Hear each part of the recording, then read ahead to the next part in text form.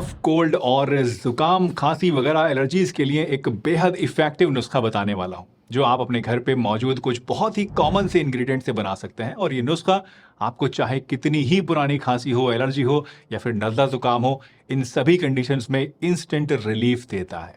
और सबसे बड़ी बात कि इसके लिए आपके कोई पैसे भी खर्च नहीं होंगे, फ्री में आप अपने घर में मौजूद चीज़ों से ही इसको बना सकते हैं। तो चलिए शुरुआत करते हैं ये जानने से कि इसमें कौन-कौन से इंग्रीडिएंट्स आपको चाहिए, कैसे इनको तैयार करना है और किस तरीके से इस नुस्खे को आपको लेना है। तो दोस्तों हमारे आज के इस नुस्खे में जो पहला हीरो इंग्रीडिएंट है वो है तेज पत्ता, जो कि न सिर्फ आपके खाने के लिए फ्लेवर देता है, खुशबू देता है, बल्कि आपके रेस्पिरेटरी हेल्थ के लिए भी बहुत ज़्यादा बेनिफिशियल है। आयुर्वेद में इसका यूज़ सदियों से सर्दी, खांसी और ज़ुकाम जैसी प्रॉब्लम्स को ठीक करने के लिए होता आया है। नेक्स्ट इंग्रेडिएंट जो हमें यूज़ करना है वो है जिंजर यानी कि अदरक, जो कि अपनी एंटी इन्फ्लामेटरी प्रॉपर्टीज़ के लिए जाना जाता है।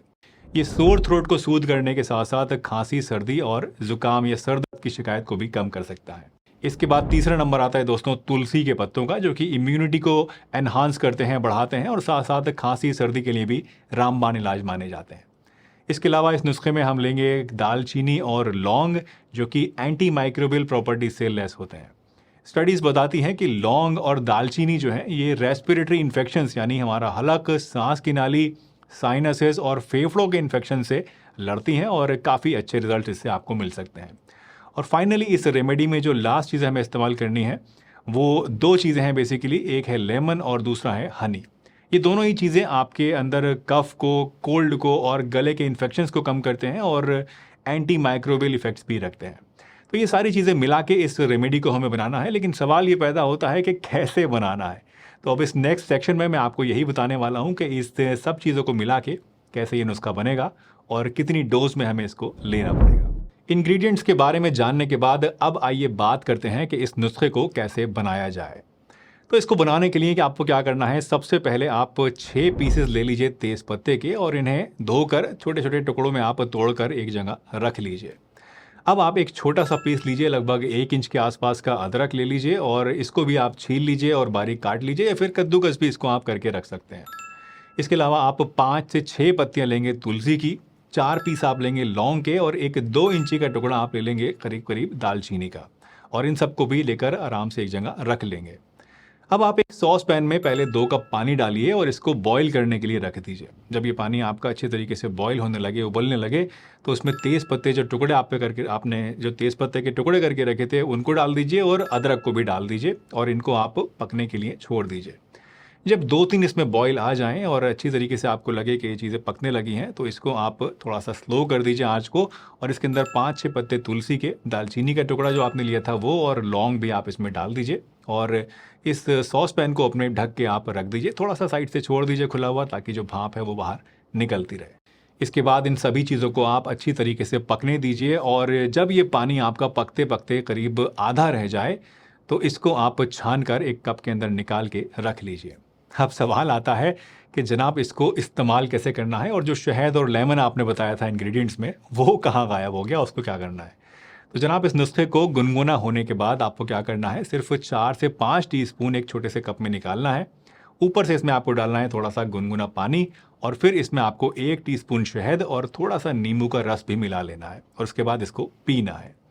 वैसे अगर आपको डायबिटीज़ है तो ऐसे में शहद इसमें मत मिलाइएगा, मत डालिएगा। इसकी जगह आप चाहें तो इसमें थोड़ा सा सेंधा नमक डाल सकते हैं, लेकिन बस थोड़ा सा ही डालना है, ज़्यादा नहीं डालना है नमक। एक चीज़ और जिसका ध्यान रखिएगा वो ये कि शहद को आपको तेज़ गर्म पानी में नहीं मिलाना है, गुनगुना होने के बाद, और जो पानी आप डालेंगे वो भी गुनगुना ही होना चाहिए और तभी उसी में आपको इसको मिलाना है, तेज़ गर्म में नहीं मिलाना है। डोज की बात करें तो बड़ों के लिए तो मैंने आपको बता ही दिया कि 4 से 5 टीस्पून लेकर इसमें थोड़ा सा गुनगुना पानी मिलाकर आपको इस्तेमाल करना है। 12 से 15 साल के बच्चों को अगर आप देना चाहते हैं तो 2 से 3 चम्मच आप दे सकते हैं, और 8 से 10 साल के बच्चों को अगर देना चाहते हैं तो उसमें सिर्फ आपको 1 से 2 टीस्पून ही देना है और दिन में 3 टाइम ही देना है और हमेशा उसमें थोड़ा सा पानी मिलाकर ही देना है। जो काढ़ा आपका दोस्तों बचेगा, क्योंकि थोड़ा सा ही आपने इस्तेमाल किया है, उसको आप ठंड के टाइम में तो ऐसे ही रूम टेम्परेचर पे छोड़ सकते हैं, और अगर आप गर्मी के मौसम में इसको बना रहे हैं तो फ्रिज में इसको आप रख लीजिए। इससे क्या होगा, आपका ये ख़राब नहीं होगा, और जब इस्तेमाल करना हो तो हल्का सा गर्म कीजिए और इस्तेमाल कर लीजिए। तो दोस्तों बस इतना सही था इस काढ़े को बनाने का प्रोसेस, बहुत ही आसान है। ये नुस्खा कफ, कोल्ड और एलर्जीज़ की कंडीशंस में पीना बहुत ही ज़्यादा फ़ायदेमंद होता है और इसको ट्राई कीजिए और देखिए कि कैसे मिनटों में चुटकी बजाते ही आपकी जो खांसी है, ज़ुकाम है, उसमें आपको इससे रिलीफ मिलना शुरू हो जाएगा। अब सवाल आता है कि कितने दिन तक इसको इस्तेमाल करना होगा, तो ये पर्सन टू पर्सन वैरी करता है। आमतौर पे 2 से 3 दिन में आपको आराम मिलना शुरू हो जाता है और इसको आप चाहें तो लगातार 5 से 7 दिन तक भी ले सकते हैं। लेकिन याद रखिएगा कि ये एक घरेलू नुस्खा है और इसलिए अगर आपको इससे कुछ आराम कुछ दिनों में नहीं मिल रहा है या फिर आपको लग रहा है कि इसको पीने से कोई प्रॉब्लम बॉडी में हो रही है, तो ऐसे में अपने डॉक्टर से कंसल्ट करना बिल्कुल भी मत भूलिएगा और अपनी कंडीशन के हिसाब से जो प्रॉपर ट्रीटमेंट है वो भी ले लीजिएगा। और हाँ, अगर कोई प्रेग्नेंट लेडी है, लैक्टेटिंग मदर है या फिर 8 साल से छोटे बच्चे हैं, तो उनको इसको आपको नहीं देना है। या फिर अगर आपको एसिडिटी की प्रॉब्लम रहती है, हाई ब्लड प्रेशर की प्रॉब्लम है, तो ऐसे में भी इस नुस्खे को यूज़ नहीं करना है। वैसे अगर ये वीडियो आपको पसंद आई है, नुस्खा अच्छा लगा है, तो इस वीडियो को लाइक, शेयर, सब्सक्राइब ज़रूर कीजिएगा।